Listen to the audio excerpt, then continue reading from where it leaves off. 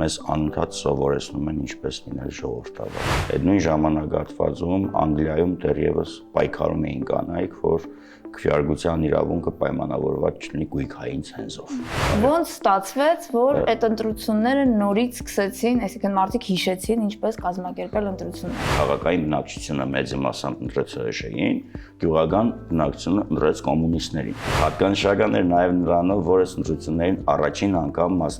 առաջին եւ վերջին անգամ մասնակցեց Ղարաբաղը։ Հիմնական տեխնազոն ակտիվ քարոզարշավի մեջ չմտավ, խոսքը Ռոբերտ Քոջարյանի մասին է,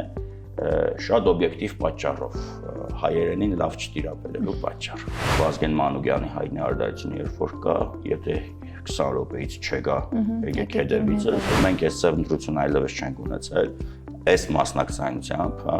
եւ 99.8% կողմ քվեարկությամբ։